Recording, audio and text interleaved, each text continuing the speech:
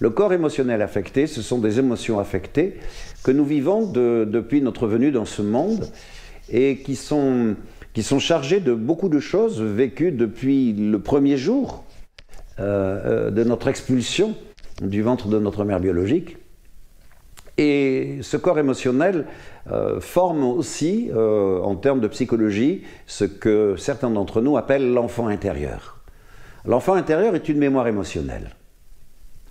Et donc ce corps émotionnel bouillonnant nous affecte sans cesse.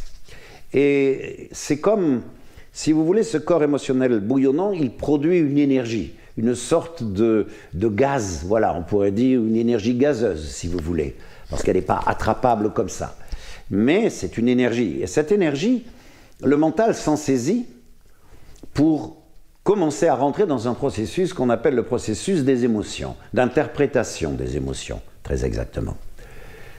Un peu, on pourrait dire que finalement, le corps émotionnel affecté est une usine à produire de l'énergie et le mental est une turbine que cette énergie fait tourner. Voilà. Cette turbine, elle est extrêmement puissante et elle produit sans cesse ce que nous appelons des pensées.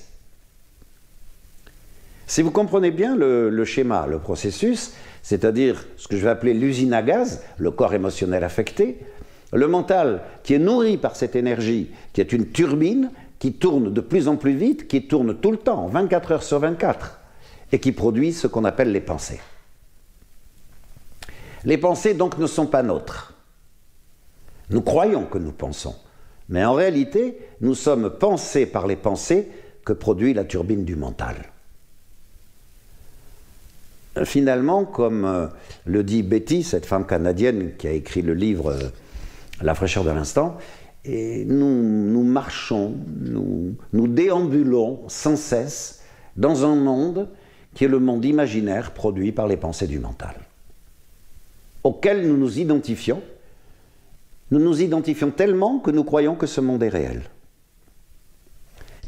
Il faut bien voir que cette turbine, le mental qui produit les pensées dont je viens de parler, il est dans un processus d'interprétation de ces émotions qui ne sont pas forcément des émotions de joie, qui ne sont pas forcément des émotions aimantes, qui ne sont pas forcément des émotions de bienveillance.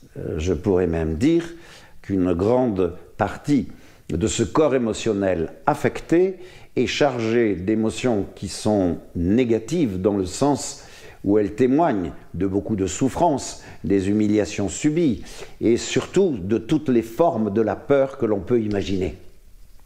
L'humain vit deux émotions et pas une de plus finalement. Toutes les autres charges émotionnelles sont, je dirais, des sous-productions de ces deux émotions. La peur et l'amour.